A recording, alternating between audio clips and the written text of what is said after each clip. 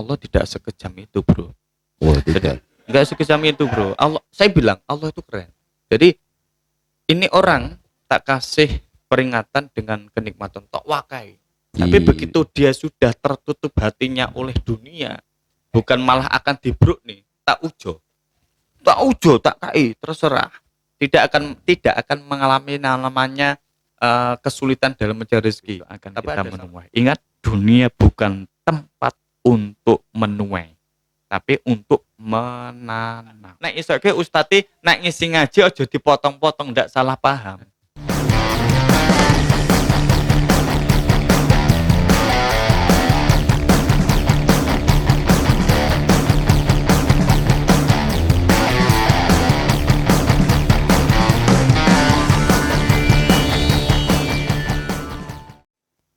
Assalamualaikum warahmatullahi wabarakatuh. Jumpa lagi di Story Mas RT edisi Ramadan. So hari ini kita kedatangan tamu spesial.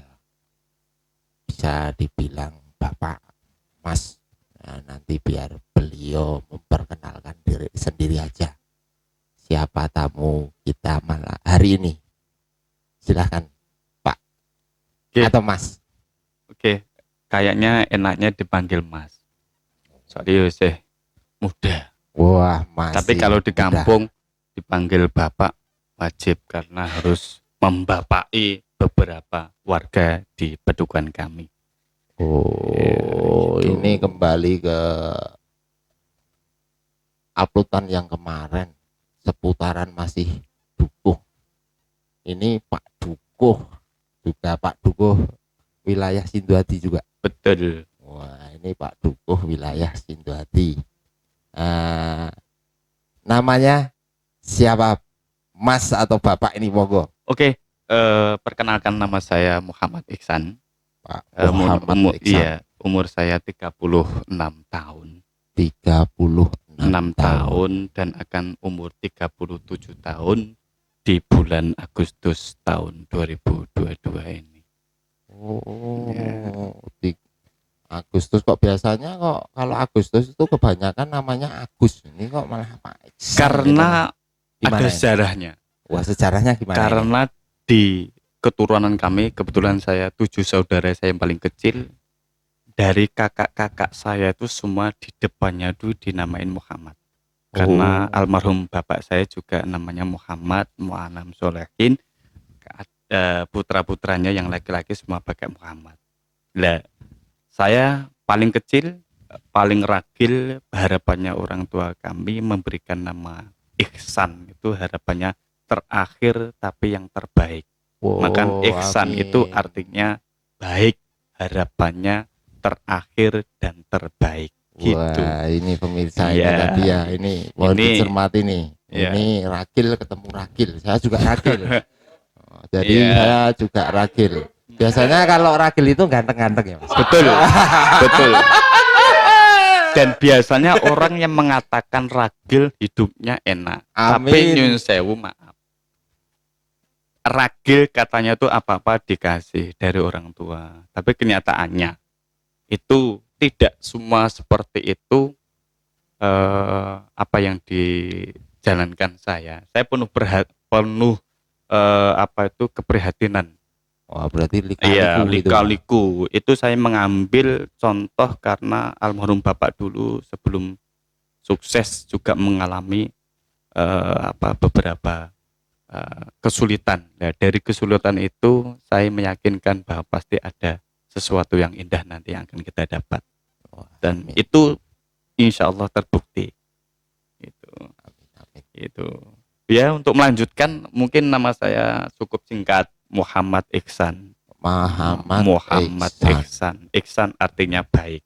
Berharapnya mungkin dari orang tua saya tidak hanya baik orangnya tapi baik akhlaknya. Gitu. Amin. Ya, minta doanya dari teman-teman. Siap. Gitu. Kalau ini sama-sama tadi udah tak bahas ragil, biasanya ragil itu ragil kuning, yang ini kuning, yang ini hitam. Hitam tapi manis ya. Iya. manis-manis itu sing gawe larang. Koyok kopi iki. Iya. Hitam tapi manis larang. Kopi itu ini silahkan dinikmati. Seperti tadi kopi hitam ini kopinya. Kopi wadah. Mantap. Setia menemani suasananya. Tapi hitam kereta api. Alhamdulillah. Biar hitam banyak yang nyari. Keren. Mantap pokoknya. Pak Iksan ya. Betul, iya. Pak Iksan kalau lebih akrab nanti saya manggilnya Mas saja ya. Boleh. Siap. Mas Iksan karena Mas Iksan asli Jogja atau luar Jogja? Kalau saya asli kelahiran saya itu Ngawi Jawa Timur.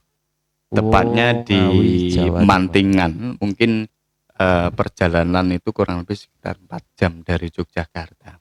Siap, ini Mantingan. Mantingan. Kalau Ngawi. Mantingan Ngawi, kalau nggak salah di sana ada pondok pesantren ya. Betul, itu kita dekat dengan pondok pesantren Gontor Putri. Depannya. Gitu. Sampingnya. Kalau depannya itu ada masjid. Soalnya saya tinggalnya bukan di Baden. Ya. Enggak, saya tahun 2000 berapa itu pergi ke Ngawi juga di Mantingan. Banyak teman-teman alhamdulillah teman-teman di sana. Di sana mondoknya beda, Mas. Gak usah dibahas, nanti saya podcast sendiri aja untuk mengaku aja seperti itu. Yang jelas ternyata ketika saya pernah berangkat ke Ngawi main di sana pun akhirnya sama yang kuasa didekatkan orang yang dari Ngawi sekarang. Beliau takdir ini masuk takdir ini kita nggak ngerti tercatat apa tidak kan kita nggak tahu. Buktinya kita bisa silaturahmi dan akrab. Ya ini salah satu bentuk bahwa indahnya bersilaturahmi. Silaturahim itu banyak manfaatnya. Tadi udah tak tanya, asalnya dari Ngawi, umur sudah, alamat dari Ngawi. Terus datang ke Jogja itu tahun berapa, terus di sini sekolah atau bekerja? Ya. Saya datang di Jogja tahun 2005. Pada saat itu saya ingin sekolah cari jurusan kesehatan. Saya sempat praktek di salah satu rumah sakit yang ada di Yogyakarta selama kurang lebih 6 bulan. Itu pada saat itu saya dimasukkan malam terus. Jadi saya punya inisiatif siangnya nganggur. Buat apa? Masih muda. Kok nganggur siang apa? Tidur juga nggak nyaman. Akhirnya saya punya inisiatif cari informasi yang bisa saya kembangkan dan manfaatkan. Akhirnya ketemulah sebuah hotel kecil, suruh saya mengelola. Saya belum punya pengalaman apapun, tapi saya mau terjun. Akhirnya seiring 1 bulan, malamnya saya di rumah sakit, paginya saya di hotel. Tidurnya itu antara jam 3 sampai jam 6. Jadi 3 sore sampai 6 itu saya waktunya istirahat. Terus nguldur itu dalam 1 bulan. Akhirnya saya menemukan kenyamanan di sebuah pariwisata. Nah, pariwisata tadi namanya Muhammad Iksan AMD Par. Wah, ternyata ketika titel ya itu titel AMD Par pariwisataannya akhirnya menuju ke pengelolaan hotel ya. Betul. Disuruh dipercaya untuk mengelola hotel. Betul. Itu kira-kira berjalan berapa tahun? Itu lama. Jadi saya masuk di hotel itu belum punya titel pariwisata. Belum. Saya dari dasar, pekerjaan dari dasar. Nah, gara-gara saya mau diangkat jadi salah satu manajer marketing hotel, maka saya dituntut untuk memahami semua tentang departemen hotel. Akhirnya saya ambil kuliah D3 pariwisata yang ada salah satu di Yogyakarta untuk meningkatkan posisi saya di manajer marketing. Saat itu biar saya memahami. Jadi marketing itu kan harus memahami produknya.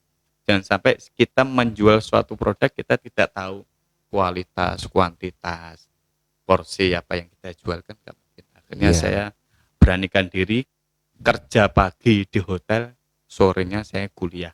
Selama 3 tahun saya jalankan walaupun berat, tapi alhamdulillah bisa kita jalani dengan baik. Wah, just top TOP Wawan.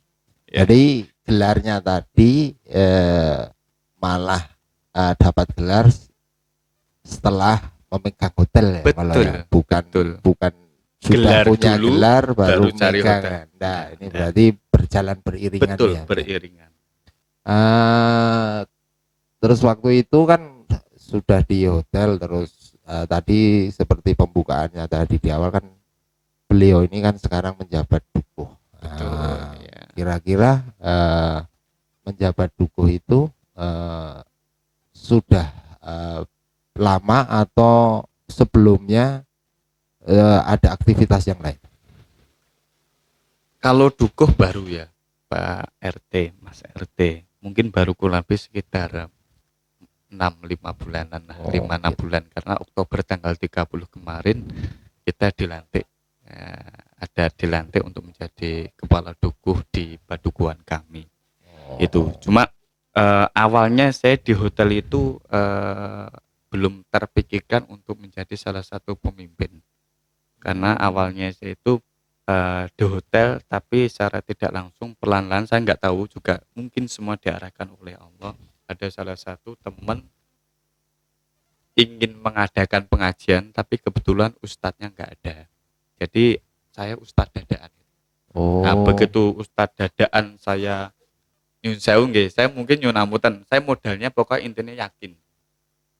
Modal pertama yakin, modal pokoknya berani, asalkan yang kita bicarakan itu adalah punya dasar, saya berani. Pada akhirnya begitu saya mengisi, ternyata banyak yang terkesan. Disitulah mulai merambaknya, saya tidak mempromosikan, tapi dari teman-teman jamaah yang mendengarkan sedikit, tak usah kami itu pada memberikan informasi di beberapa daerah, dan pada akhirnya meluas di luar kota juga. Kemarin terakhir di Klaten, Kabupaten Klaten.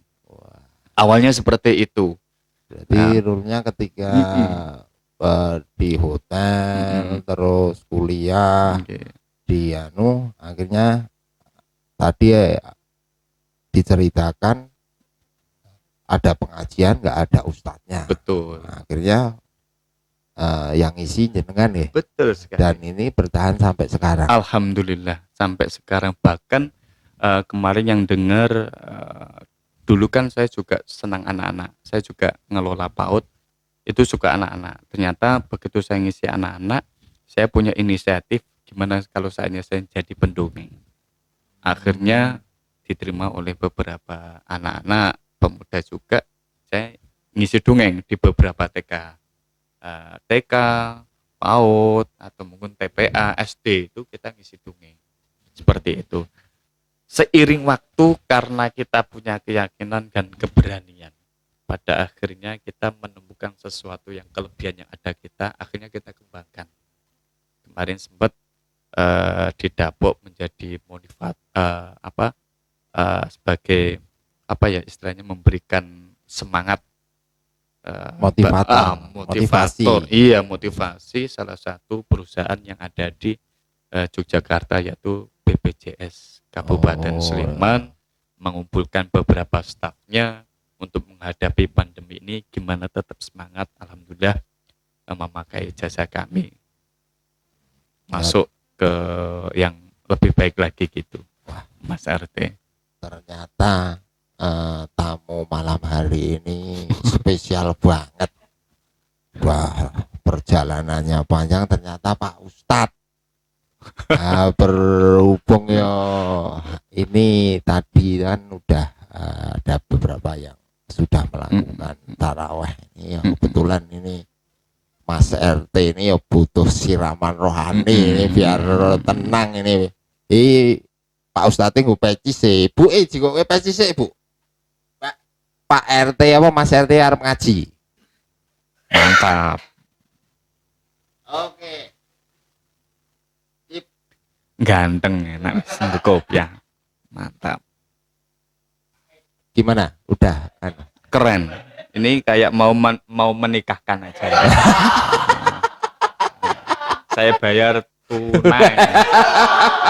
Cocok nih kayaknya. Ini Sesuai dengan tema malam hari ini menjelang Ramadan. Itu udah masuk ke Ramadan. Ini beliau juga Pak Ustadz ini mungkin malam hari ini saya minta pencerahan nih untuk saya biar saya lebih mendalami tentang agama Islam dan juga pemirsa YouTube bisa untuk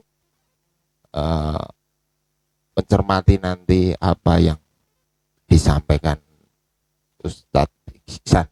Monggo, seperti apa?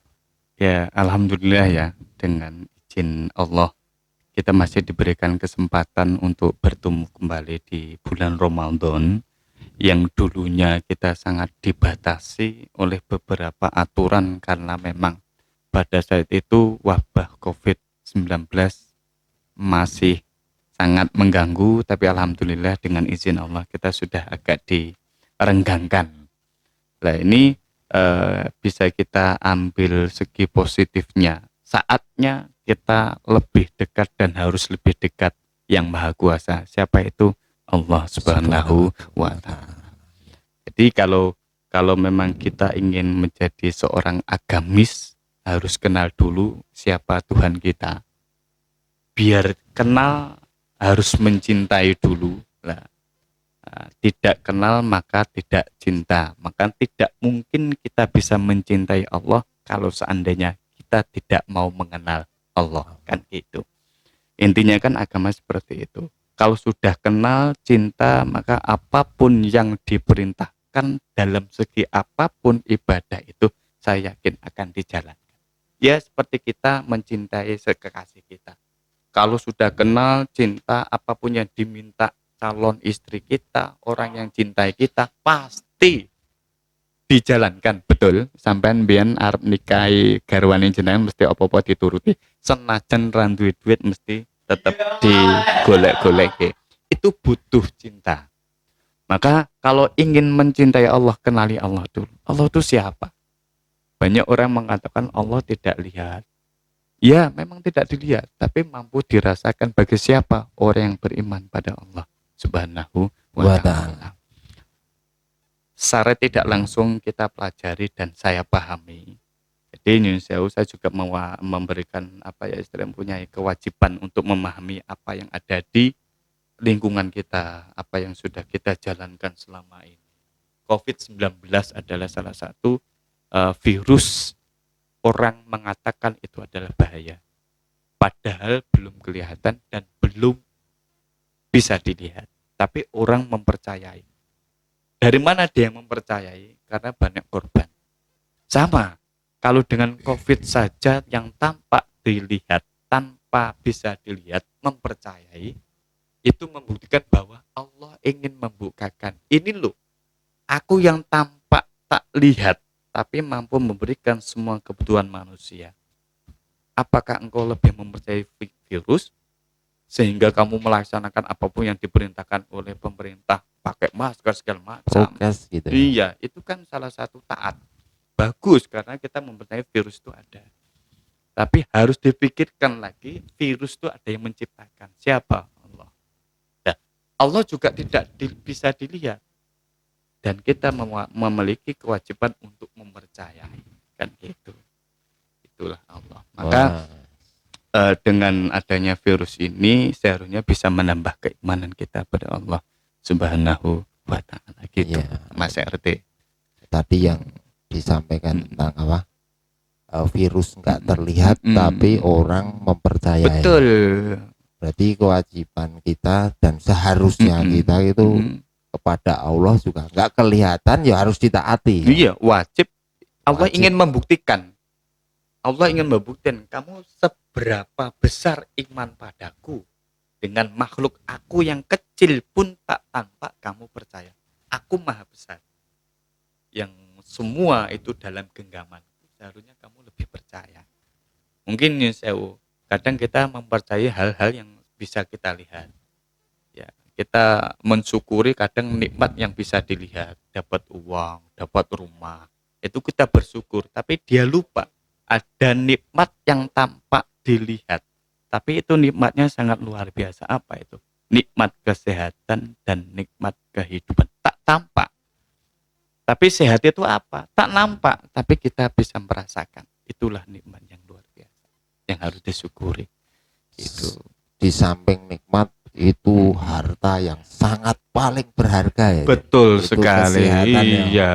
Betul. Jadi duitnya miliaran ya sedina rong dina check up ning rumah sakit terus ya suwe-suwe nggih mumet ya. Maka Allah memerintahkan mensyukur nikmat, melihat nikmat, jangan besarnya nominalnya, tapi lihatlah manfaatnya. Kadang orang mendapatkan 10.000, alhamdulillah badan sehat, bisa beli soto, sate, makanan. Kita bisa menikmati. Pilih mana, dikasih uang 1 juta, 2 juta, bahkan 100 juta, tapi kita harus mondok di ICU, tidak bisa melakukan apapun, biayanya sangat mahal. Makanya kita kembalikan, agama itu apa? Kita kenali Allah. Kenali Allah, sifatnya Allah yang Maha Rahman dan Rahim, yang telah memberikan kita segalanya. Setelah itu, ayo kita jalankan ibadah dengan baik. Apalagi di momentum Ramadan ini, banyak hal yang perlu kita persiapkan. Contohnya salah satunya adalah bagaimana caranya kita memperbaiki hubungan dengan Allah. Kadang orang persiapan mau Ramadan, 1, belanja, boleh. 2, ziarah, boleh. 3, silaturahmi, boleh. 4, terakhir mungkin ada yang namanya istilah padusan, boleh. Tapi hal satu yang tidak boleh dilupakan ada gimana caranya kita memperbaiki hubungan dengan Allah Subhanahu wa Ta'ala. Oh, itu, yang intinya pemirsa, di bulan Ramadan itu tuh memperbaiki hubungan kita dengan Allah. Yes. Bukan yang tadi beli baju, terus yang terakhir itu ya dulu pas nom-nom ya padusan. Itu tidak ada yang salah. Tidak ada yang salah. Persiapan Ramadan mau apapun boleh. Salah satu ziarah boleh, mengingatkan kita besok akan kita seperti mereka. Ziarah pada orang tua, kita juga mendoakan orang tua yang dulu pernah memberikan kita segalanya, membuat kita dewasa, mensekolahkan kita, wajib kita mendoakan, menziarahi. Dan tidak mau puasa aja, harusnya kewajibannya kita sehari-hari kan, ketika setelah sholat 5 waktu kita doakan. Terus ada yang namanya silaturahmi. Silaturahmi itu kan silahkan menyambung, rohmi kan kasih sayang. Jadi saya mungkin awal pertama gini sowan ke Mas RT ini adalah silaturahmi, menyambung kasih sayang. Walaupun belum pernah ketemu, berharap dengan silaturahmi menjadi duluran sak lawase. Ngono Mas RT. Iya, siap. Jadi ya tidak tidak menyadari yang kemarin silaturahim itu memang harus dijaga. Betul sekali. Karena dengan silaturahim bisa menambah ilmu juga seperti hari ini. Nambah rezeki juga. Tambah rezeki juga. Ada kopi. Iya, kopi. Ini rezeki nih. Tanpa rezeki Allah saya tidak akan mendapatkan kopi senikmat ini. Alhamdulillah. Berarti gini Pak Ustadz, ini dekrek cemplung laut, didekrek langsung disaut. Mari kita. Mantap. Nah, pokoknya ngopi yo ngaji. Ya nggih. Ngopi karo ngaji. Ini momen berkah banget bagi Mas RT kedatangan Pak Ustadz Iksan ini, menambah wawasan saya.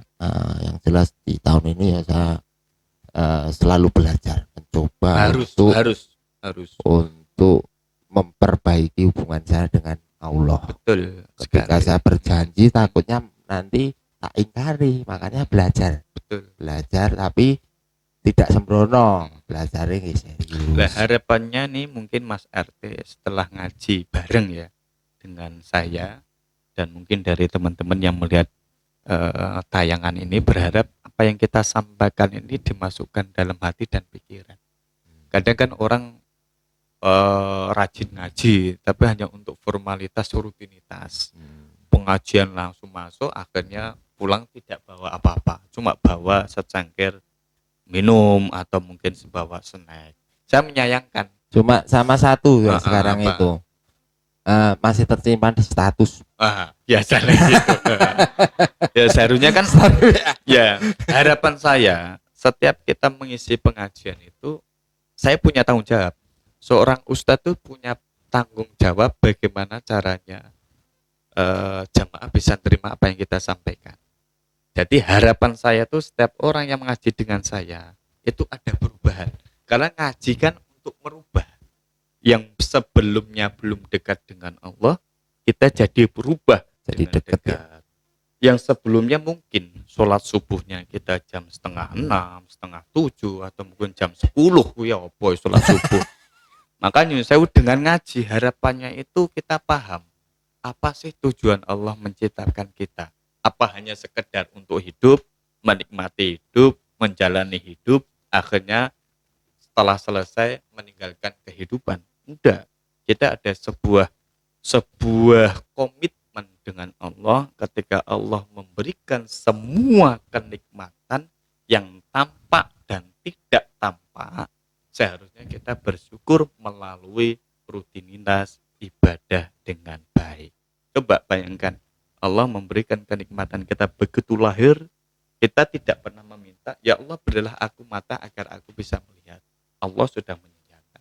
Ya Allah berilah aku telinga agar aku mampu mendengar setiap ucapan dari saudara-saudaraku. Allah sudah menyediakan. Kita tidak minta untuk kaki dua, untuk berjalan tangan. Tidak, Allah sudah menyediakan semua. Bahkan manusia belum meminta pun Allah sudah paham apa yang diinginkan dan dibutuhkan oleh manusia. Allah itu keren. Malah itu kita harus komitmen. Sampeyan wis tak kai nikmat akeh. Aku ora njaluk apa-apa. Karena sekaya apapun kamu tidak akan cukup membayar nikmatku. Aku hanya butuh dirimu taat pada aku melalui ibadah. Itu keinginan Allah seperti itu. Cuma ketika orang itu dikasih nikmat, kadang maaf ya tidak menyinggung salah satunya dan itu menyepelekan, ya Tuhan bisa mengambil kapan aja kan gitu. Ya, kadang saya tergantung. Allah itu Maha Rahman dan Rahim. Oh gitu. Jadi bukan berarti orang yang sudah nikmat terus akhirnya dia tidak ibadah langsung diambil, enggak. Allah tidak sekejam itu, bro. Oh tidak. Enggak sekejam itu, bro. Allah, saya bilang Allah itu keren. Jadi ini orang tak kasih peringatan dengan kenikmatan tok wakai. Tapi begitu dia sudah tertutup hatinya oleh dunia, bukan malah akan dibruk nih, tak ujo, tak kai, terserah. Tidak akan mengalami namanya kesulitan dalam mencari rezeki. Tapi ada salah satu yang diambil adalah kenyamanan hati. Jadi kenyamanan hati itu akan diambil. Harta banyak, rumahnya bagus, kendaraannya mewah, anak istri sukses semua, tapi hatinya tidak nyaman. Adanya kurang terus. Lah, itulah sesungguhnya nikmat yang diambil oleh nikmat kenyamanan. Kan itu. Kadang juga kita pas-pasan orang tukang beca mendapatkan uang 50.000 sehari aja, rasa syukurnya sangat luar biasa. Bahkan dia sujud pun kadang sambil menangis. Saking bersyukurnya. Itulah nikmat yang sesungguhnya mendapatkan kenyamanan dan kenikmatan hidup dalam gitu. Dapat ridho ya. Iya, gitu. Jadi nggak jaminan. Jadi nek itu tadi apa malah dicori terus, dicor, tapi endingnya nanti ya di akhirat ya digulung. Betul. Kadang orang yang sedih. Kadang kan gini, ada salah satu meriwayatkan malaikat, ya Allah, itu ada salah satu hambamu menangis merintih, menangis memohonkan agar mendapatkan rezeki yang lebih. Kenapa engkau tidak mengabulkan? Aku lebih tahu daripada dirimu. Saya lebih mencintai orang-orang yang menangis mengharap ridho aku. Makanya saya tidak akan memberikan seketika, tapi akan saya jadikan tabungan besok di akhirat. Karena nangisnya hambaku yang memohonku itu sangat membuat aku bahagia, membuat aku senang. Kalau diuji itu dikasih kekuatan, keberkahan hidup, pada akhirnya dengan dia menangis agar rindu orang-orang yang menangis mengharap ridho dari aku. Seperti itu. Tapi kalau orang yang nyunsau, maaf, lupa hakikatnya manusia diciptakan seperti apa, sudah diberikan kesuksesan, istri juga cantik, anak juga sukses, rumah juga mewah, kendaraan mewah, tabungannya banyak. Kenapa dia tidak ibadah, tidak saya ambil? Karena saya sudah sudah memberikan segalanya, tapi kenyataannya hatinya sudah tertutup oleh dunia. Nah, pada akhirnya balasanlah nanti di akhirat, tidak akan mendapatkan sedikit pun, bahkan harta yang dia kumpulkan pun tidak dapat menyelamatkan besok di hisabnya Allah Subhanahu wa taala. Itu. Makanya nih Mas RT ngaji iku karo pemeneh kalau kula niku abot. Abote napa? Kudu dilakoni. Nek sampean sudah mendapatkan hidayah pendengaran melalui nasihat baik, nek ora gelem lakoni, sesuk aku wis ora salah. Tanggung jawab seorang ustadz itu adalah mengajak. Dai kan mengajak tentang kebaikan. Nah, aku duwe ilmu rata ajarke nang jamaah kula dosa.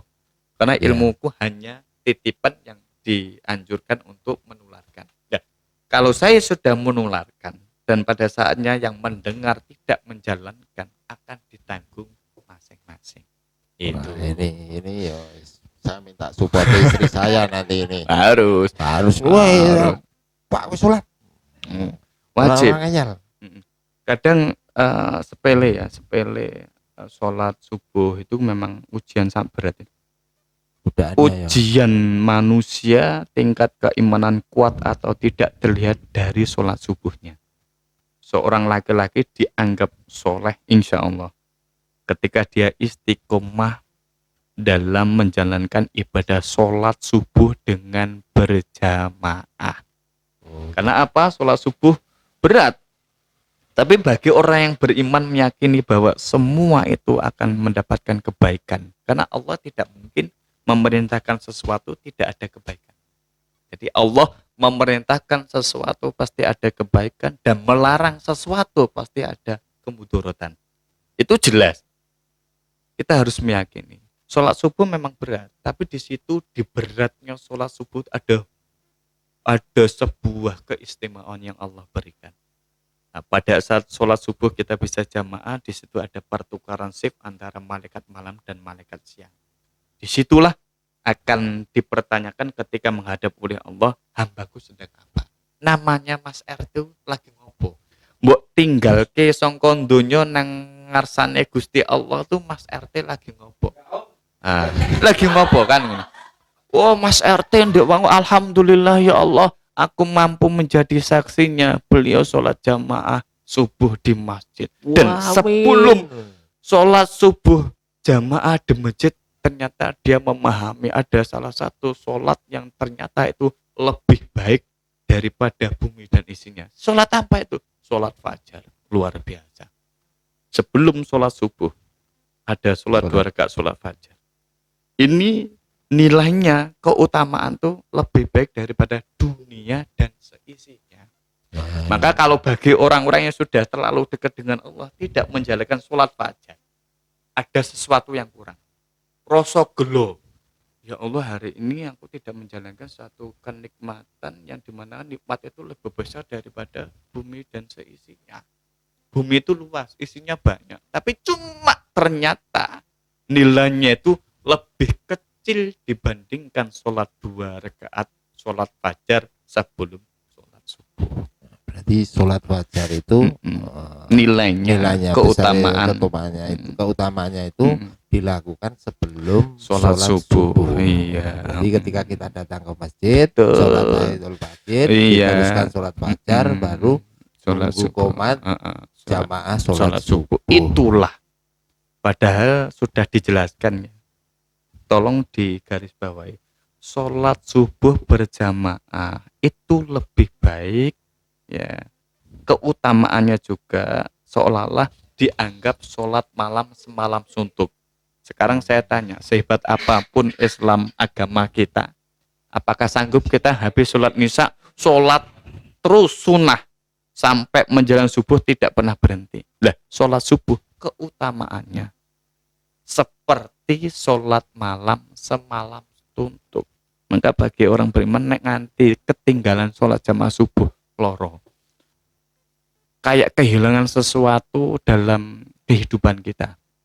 Ya, itu kemarin saya merasakan bahwa kesannya ada salah satu hadis kalau seandainya manusia melihat benar-benar dengan hati dan diperlihatkanlah oleh Allah keutamaan sholat subuh jamaah, maka manusia berbondong-bondong akan ke masjid walaupun dalam keadaan merangkak. Orang duwe sikil pokoknya tetap mangkat, rangkat yang lesot. Karena begitu tahu, begitu keutamaan sholat subuh berjamaah. Nah, dari itulah kita harus bergerak hati kita. Kita diberikan umur, organ lengkap, mampu berjalan. Apa susahnya kita bisa sholat jamaah di masjid? Toh kan juga ini kan buat kebaikan kita. Apa yang kita tanamkan sekarang, besok akan kita menuai. Ingat, dunia bukan tempat untuk menuai, tapi untuk menanam. Jadi tempat untuk menanam. Betul. Ya.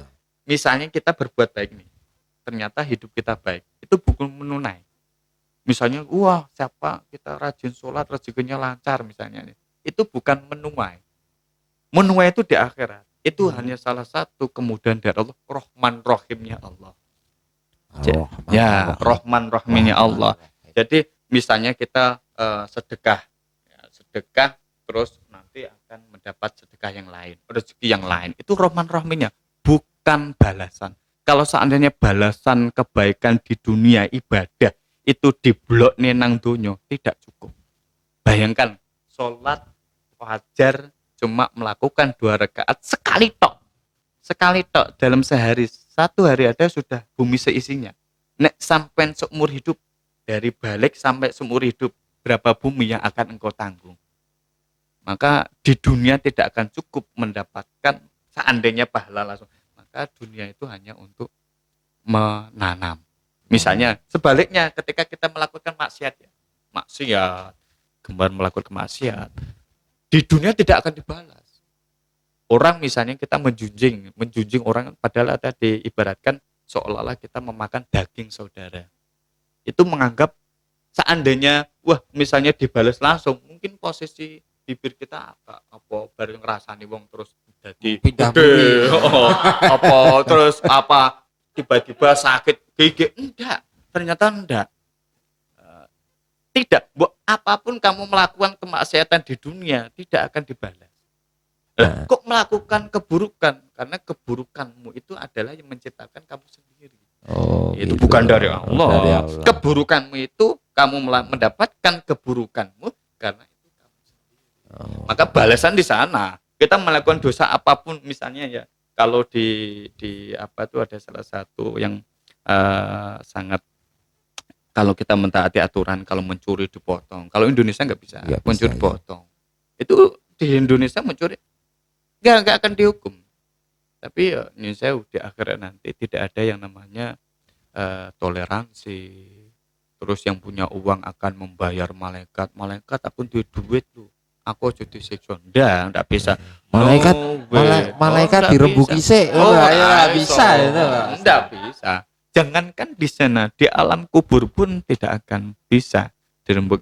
Ingat, sekali kita meninggalkan ibadah sholat, maka nyun sewu, dosanya akan selalu menempel. Sebelum kita tobat pada Allah SWT. Sekaya apapun sampean, sebanyak apapun harta manusia, tidak akan pernah cukup mengganti yang namanya ibadah sholat yang kita tinggalkan.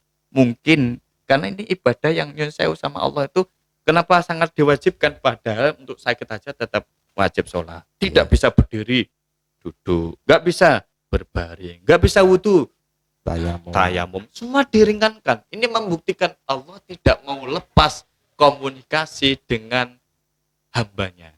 Paham ya? Kita telepon anak kita di jauh, koneknya atau mungkin sinyalnya hilang aja kita sudah bingung. Ya enggak? Ibaratnya kita berdoa, sholat itu adalah menyambung konek agar sinyal tetap terjalin dengan Allah yang maha segalanya. Gitu. Harus dipahami seperti itu. Gitu ya. Iya. Bisa jadi tadi beberapa ini ada tetap kalau kita rangkum memang maknanya Ramadan itu memperbaiki hubungan dengan Allah, ya termasuk tadi tidak meninggalkan ibadah, Iya. terus sholat sunat juga kita kerjakan juga. Iya, betul Mumpung di betul. bulan Ramadan ini gudangnya berkah ya. Betul, gudangnya ibaratnya di Ramadan ini Allah ngobrol. Oh, Ngobrol. just Ora cedel-cedelan, Gusti Allah ngobrol.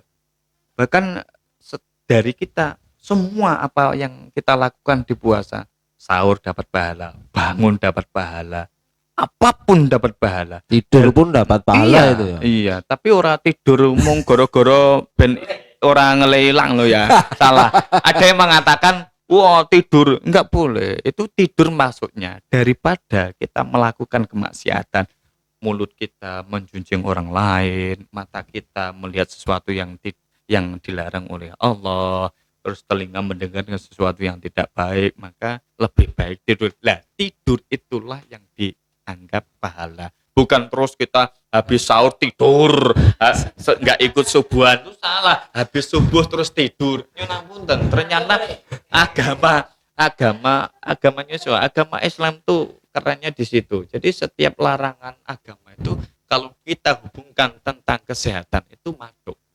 Enggak, tadi saya ketawa itu teringat dulu waktu aku SMA kalau nggak salah. Jadi habis sahur itu tidur itu bangun jam 6 kurang berapa? Buka itu kurang 5 menit. Elok tenan ya. Yo, habis sahur nggak sholat subuh waktu itu kan gitu. Masih ya SMA ya masih lapil ya kan. Itu jadi habis sahur ayo terus tidur. bablas melewati sholat subuh, melewati duhur, asar 3. Tapi bangun kurang 5 menit, bangun kok nah ini buka. Itu jangan ditiru, itu pengalaman pribadi aja. Yang jelas seng roti seng duren seng saiki seng biyen. Nah, seng biyen itu nek iso ke ojo dibalen. Wah, ya tadi Pak cuma mengingat, kadang enggak. Saya juga enggak sering kembali ke masa lalu karena sangat sedih kalau kembali ke masa lalu itu. Perjalanannya sangat lumayan ekstrim sih. Iya. Saya cerita ketika dulu itu saya mau Jumatane takut, Pak Ustadz. Kenapa takut? Alasannya apa? Ya karena dulu itu kalau saya kan tadi mungkin Pak Ustadz lihat tangan saya itu kan bapak saya nggak pernah belikan buku gambar, akhirnya saya gambar di tangan gitu loh, di badan. Akhirnya kita kadang nervous waktu itu ketika dulu. Tapi ketika berjalannya waktu belajar sholat Jumat pun ketika itu nunggu ketika sudah mau qomat. Padahal kandungan dalam sholat Jumat itu ketika jamaah mau mendengarkan khutbah datangnya sebelum Ustadz naik kan dapat pahala yang sangat besar kalau nggak salah unta atau apa. Waktu itu saya belajar ya nunggu di pinggir itu, kalau Allah Akbar langsung kaki pelayu. Udah lesop udah. Tapi berjalannya waktu akhirnya bisa. Ternyata ngerti. Itu salah satu hidayah. Gitu. Itu harus dipertahankan, Mas RT, harus dipertahankan. Jadi dalam kehidupan ini, kerannya Allah, sebesar apapun dosa kamu, masih lebih besar pengampunan Allah. Itu yang harus dipahami. Jadi yang sudah melakukan kesalahan yang besar dan di hatinya ingin dekat dengan Allah, jangan khawatir. Sebelum Allah mencabut ruhnya manusia, Allah masih memberikan pengampunan yang luar biasa. Maksiatmu sak dur-dure kaya apa, tapi rahmat maghfirahku memberikan pengampunan tuh lebih besar dibandingkan besarnya dosanya hambaku. Maka melalui pengajian ini harapannya yang mungkin teman-teman yang merasakan jauh dari Allah karena sudah terlanjur ke dunia yang tidak baik, maka ketika di situ hati ada Allah, sebenarnya Allah mengetuk, "Hei hambaku, aku sedang mengetuk hatimu. Namaku sudah masuk di hatimu, seharusnya engkau mempertahankan namamu tetap di hatimu. Jangan engkau biarkan pergi." Kan gitu. Sebenarnya setiap hari kita itu sebenarnya mendapat hidayah. Yang menolak itu kadang hati kita. Ya, hidayah itu lewat mana? Bisa lewat mata, lewat telinga, lewat kondisi alam. Itu sebenarnya hidayah. Ketika ketika ada apa itu, ada sebuah fenomena alam, ada angin atau apa, sebenarnya itu kita ingin diuji apa yang kau ucapkan pertama kali ketika mendapatkan fenomena tersebut. Seharusnya yang kita ucap adalah Allah, astagfirullah, subhanallah, Allahu akbar. Itu harapannya, ayo hatimu yang dulu jauh dari aku kembali, saatnya engkau kembali padaku. Karena apa? Mau tidak mau kita akan dikembalikan pada Allah Subhanahu wa taala. Bukan malah latah yang lain ya. Bleder, gitu. maka Nelatai positif Allahu Akbar boleh, atau astagfirullah dan sebagainya itu. Baik. Maka ini Mas RT. Jadi terima kasih saya sudah diundang di tempat ini, luar biasa, sangat bersyukur saya. Ini mungkin salah satu hidayah juga untuk kita menyebarkan syariat Islam, agama, tidak hanya di offline, tapi bisa lewat online. Harapannya dengan kita menyampaikan ini ada beberapa orang yang bisa melihat, bisa tersentuh hatinya untuk kembali pada Allah Subhanahu wa taala. Di Ramadan inilah saatnya kita dituntut untuk kembali, ya, kembali untuk memberikan kebaikan atau ibadah kepada Allah, memperbaiki. Lah tujuannya apa? Kadang kan orang sudah paham, wah, sering kali di setiap Ramadan tuh kalimat ayat ini sering dipakai yang berbunyi Bismillahirrahmanirrahim, ya ayyuhalladzina amanu kutiba alaikumusiyam kama kutiba alal ladzina min qablikum la'allakum tattaqun. Ini kalimat yang sering dipakai tapi juga sering dilupakan. Hanya sekedar lewat, hanya sekedar tulisan, tapi tidak mau memahami. Gunanya apa? Tahu, kita diperintahkan oleh Allah untuk berpuasa biar kembali apa? Kita takwa kepada Allah SWT. Takwa dalam bahasa Indonesia mungkin mau menjalankan apapun yang diperintah oleh Allah dan mau menjauhi segala bentuk yang dilarang oleh Allah. Dari bahasa Jawa ini, gelem nglakoni apik ya gelem ninggalke Allah. Itu singkatnya bahasa Jawa seperti itu. Lah, gelem nglakoni apik, gelem ninggalke Allah. Wih abot loh. Kalimat Jawa, nyuwun maaf, Jawa itu kadang sepele tapi penuh makna. Iya. Gelem nglakoni apik. Apik itu wakeh. Hubungan dengan Allah, hablum minallah, bagus. Hubungan dengan sama juga bagus, hablum minannas. Makanya saya kalimat gelem nglakoni apik, gelem ninggalke Allah itu kecil tapi luas. Tapi itu tadi yang hablum minallah, hablum minannas itu sebenarnya harus sinkron juga ya. Dua-duanya harus seimbang. Seimbang kan gitu. Saya kembalikan, Allah itu keren. Allah itu tidak egois. Saya menciptakan manusia ini, wah kudu aku nggak mau kowe apik karo pokoknya kudu aku tok. Enggak. Bahkan imannya manusia tidak dianggap komplit sempurna sebelum dia juga menjaga hubungan dengan sesama manusia.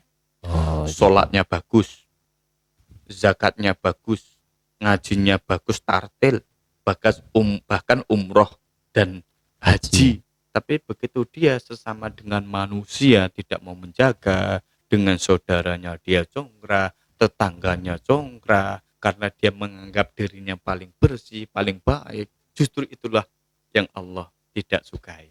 Jadi hablum minallah wa hablum minannas harus seimbang. Maka ada kalimat ayat Al-Qur'an, aqimus sholah wa atuz zakah. Aqimus sholah itu hablum minallah. Wa atuz zakah hablum minannas. Lah, dua kalimat ini mesti beriringan. Jadi setelah kamu berbuat baik dengan aku, yuk kamu harus dengan sama orang yang baik. Jangan dilihat karena wah aku cocok, wah ini sepantaran aku, sak letengku, sak CS-ku, atau mungkin sak derajatku, sak geng. Yang enggak bisa. Kalau yang lagi viral bestiku. Oh, iya kan sekarang besti. Oh, gitu. itu tidak boleh. Oh, tidak boleh. Tidak boleh. Tadi yang kembali ke maaf Pak. Ya. Ke habluminanas terus habluminallah tadi kan ketika pikiran langsung ke hati kan betul, juga. Betul. Apakah itu bisa dikatakan ketika pikiran diturunkan ke hati baru disampaikan melalui lisan. Kebalik Mas RT. Oh, kebalik itu. Semua itu tergantung pertama tuh hati. Rasulullah kan sudah mengatakan, ape olone menungso ki tergantung daging abang sing langgon dodo. Apa kuwi ati? Jadi nyusul nek atine kuwi sing abang kuwi apik, senang pikiran kuwi apik. Nek nang pikiran apik sing dilakoni apik. Makanya sewu. Organ ini bisa berjalan. Tangan ini bergerak. Yang memerintahkan siapa? Pikiran. Lah, yang menggerakkan pikiran, yang mengendalikan pikiran itu hati. Hati memerintahkan pikiran. Pikiran memerintahkan organ. Nek hatinya apik memerintahkan pikiran. Ayo sikil. Kowe wis tak kae nikmat akeh karo Gusti Allah. Salat subuh, as-sholatu khairu minan naum, wis jelas salat luwih apik sangka daripada turu. Mangkat. Akhirnya pikiran akan menggerakkan kaki. Kan alurnya gitu. Otak ini kan yang menggerakkan. Motornya. Gitu. Kita diperintahkan tangan kayak gini. Ini otak. Berarti sentral utamanya itu dari hati. Oh iya. Pemirsa hatinya berarti kolbu. Makanya ada jagalah hati, jangan kau kotori. Nah, itu jangan itu loh. Jangan sampai di hati yang sudah dibersihkan oleh siraman rohani harus dipertahankan. Tapi kan beda sama hati-hati banyak anak-anak kecil gitu ya. Betul. Ada intermezzo saja. Iya, beda.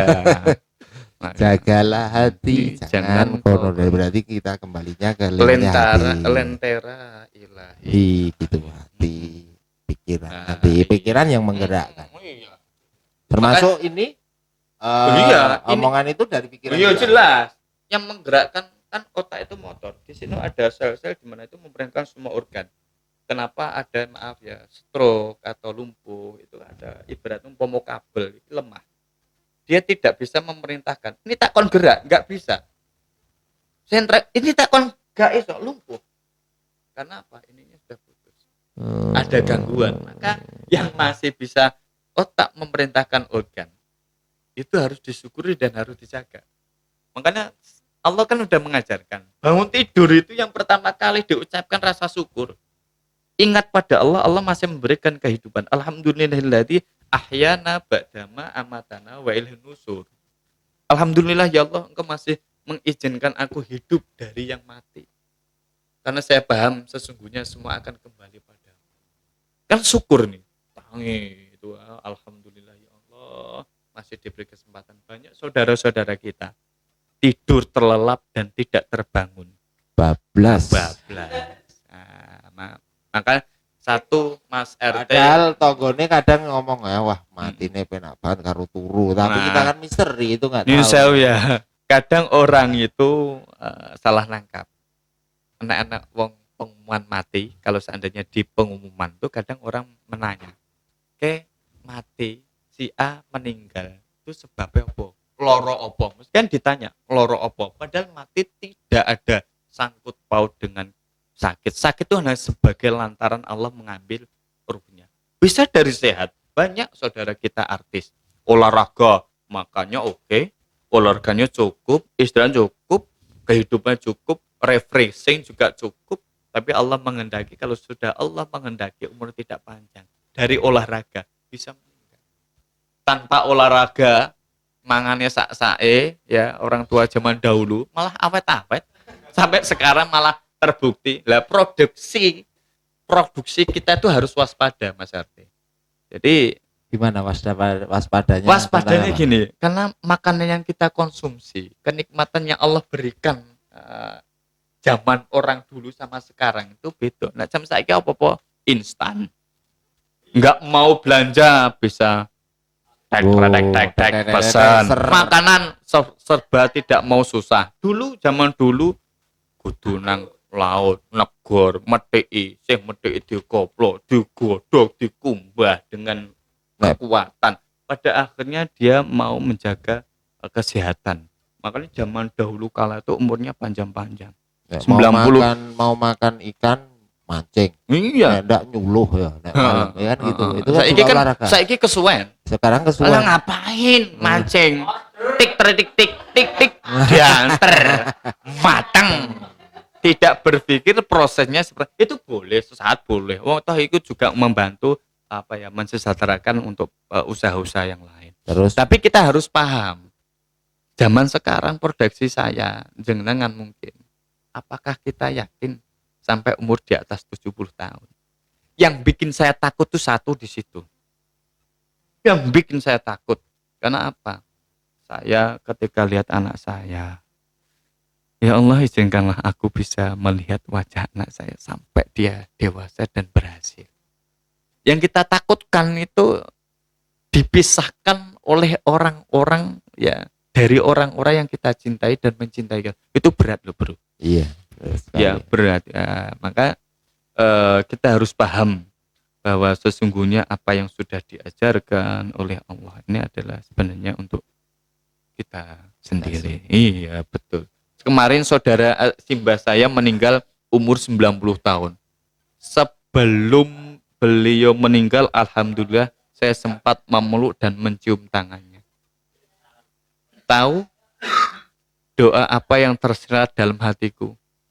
Ya Allah, jika engkau berkenankanlah aku mendapatkan umur seperti Simba, agar aku senantiasa taat padamu ya Allah. Makanya saya ketemu sama Simba ini, saya usahakan takzim. Takzim itu hormat. Entah itu orang kaya atau enggak pun, ketemu orang tua, saya berusaha semaksimal mungkin takzim.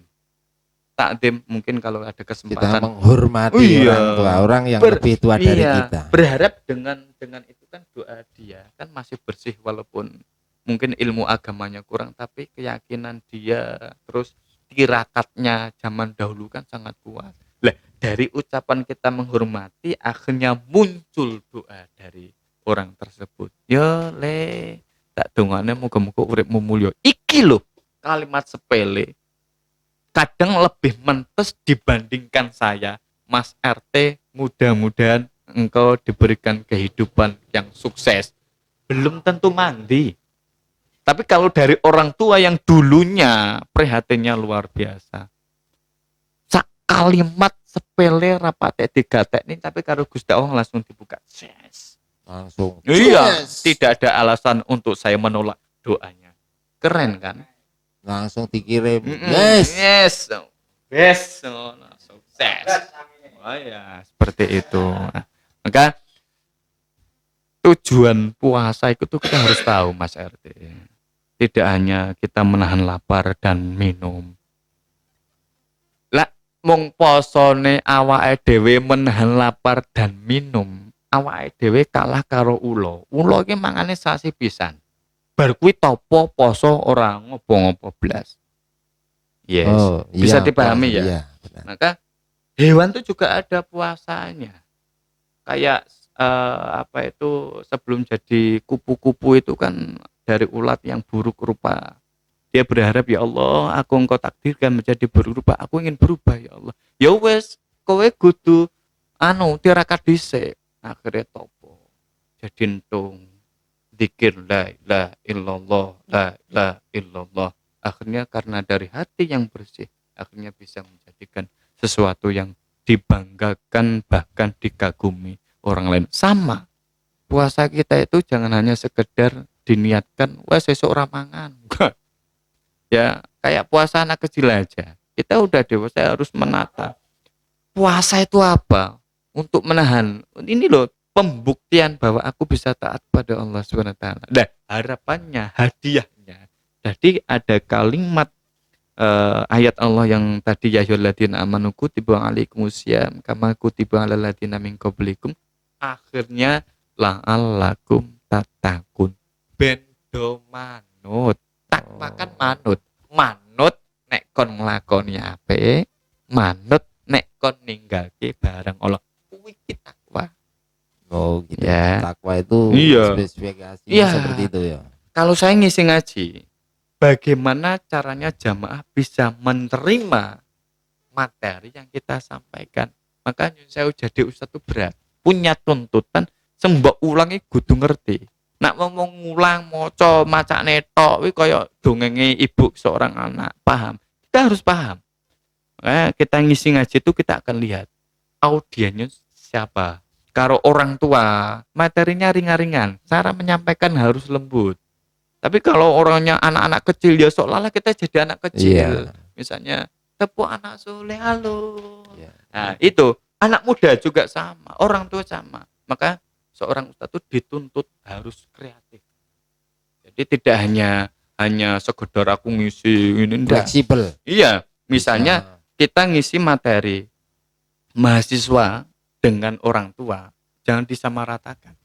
Nak mahasiswa materi nggo mahasiswa kayak nang orang tua ya muspro. Enggak akan masuk, mubazir. Paling mek doledet-ledet terus iya, ler akhirnya apa? Iki ngajine rampungnya kapan? Itu susah.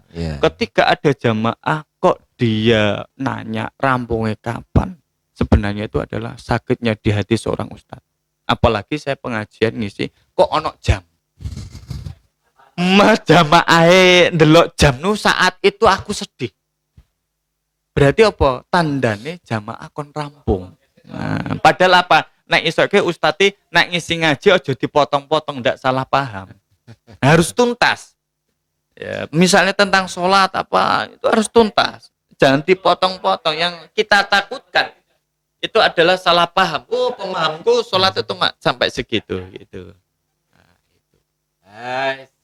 Alhamdulillah ini tadi sudah panjang lebar sama Pak Ustadz Iksan ini tadi poin-poin terpenting dalam obrolan tadi itu sudah mencakup dalam bulan Ramadan ya Pak Ustadz. Masih banyak sebenarnya. Ramadan itu banyak banyak yang harus kita kupas. Banyak, saking banyaknya mungkin maaf ya di forum ini tidak akan cukup. Harus ada apa? To be continue. Harus ada bersambung. To be continue. Iya. Ya, karena apa? Agama itu luas. Bahkan agama Allah, ilmunya Allah itu tidak akan pernah bisa ditulis walaupun pohon sebumi dan tintanya selaut air yang ada di bumi, maka tidak akan pernah cukup untuk menulis agama Allah, menulis ilmunya Allah. Makanya saya jangan ada kalimat agama itu terbatas. Jangan ada kalimat ilmu Allah itu terbatas. Ilmu Allah tak terbatas, tapi kemampuan kita memahami ilmu Allah itu yang terbatas. Ini itu super sekali. Super ini tadi udah apa yang disampaikan Pak Ustadz ya tadi panjang lebar nanti dikemas ya tidak akan cukup. Tapi poin terpenting tadi dan mungkin Pak Ustadz bisa memberi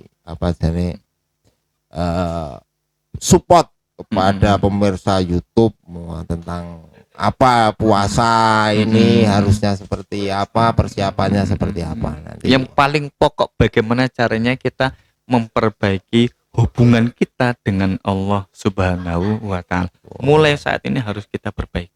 Berarti ini satu itu memperbaiki hubungan kita dengan Allah Subhanahu wa Ta'ala. Itu. Terus mungkin ada yang lain? Mungkin sedikit yang akan kita tambahkan ya melalui tempat ini, forum ini, harapannya yang kita sampaikan bisa menggugah hati dari YouTuber, dari Mas RT sekeluarga. Amin. Bahwa kita dari Allah dan akan kita kembalikan pada Allah. Yang dulunya kita dilahirkan dalam keadaan bersih, harapannya Allah ketika diambil pun harus lebih bersih. Amin. Ya jika tentunya Mas RT dalam kita menyampaikan banyak kekurangan, tentu kekhilafan dari saya, mungkin itu adalah keterbatasan ilmu saya dalam agama. Dan mudah-mudahan dengan kita sampaikan sedikit ini mampu bermanfaat. Jikalau ada salah satu kalimat atau menyinggung, menyakiti, demi Allah, dimanapun saya tidak ada sedikit pun untuk menyakiti siapapun. Ketika saya melakukan kalimat salah, berarti aku yang salah, bukan dari siapapun. Kekurangan saya itulah adalah mungkin melakukan kesalahan tersebut. Jadi mohon dimaafkan. Terima kasih Mas RT sudah meluangkan waktu untuk bersilaturahmi. Mudah-mudahan ada season-season yang akan datang dan akan ada kelanjutan setelah episode berikut ini. Ya, insya Allah nanti kita agendakan ngaji bareng sama Pak Muhammad Iksan ini bisa berkelanjutan untuk siraman rohani, tentunya untuk diri saya sendiri juga, untuk menambah, saya juga belajar untuk mengetahui apa bareng-bareng belajar lah intinya. Ibadah itu seperti apa. Juga tadi yang disampaikan mungkin dari pemirsa YouTube, bisa jadi hidayah itu bisa datang ketika melihat dari tayangan ini, melihat bang. Saya melihat Ustaz, mendengarkan ya. Atau melihat gara-gara kopi ini, wah terus mengikuti pengajiannya kan bisa mendapatkan hidayah. Awalnya ya kayak mas-masnya ini, aku yakin mas-masnya itu, saya yakin niatnya di sini nggak ngaji, niatnya pengen ngopi kan dulu awake dhewe. Tapi harapannya goro-goro ngopi iso-iso kan ngrungokne tahu saya awake, pada akhirnya hatinya akan terbuka, insyaallah calon masuk surga. Wah, amin. Tentu kita doakan. Iya. Maka apapun yang kita jalankan, kalau kita yakin itu baik, jalankan. Oh ya, terima kasih sekali. Sama-sama. Alhamdulillah podcast di sini semoga tadi isian kandungan-kandungan semuanya bermanfaat untuk semuanya. Amin. Jangan lupa pemirsa YouTube di subscribe, like, komen dan share di story Mas RT. Wassalamualaikum warahmatullahi wabarakatuh. Waalaikumsalam warahmatullahi wabarakatuh.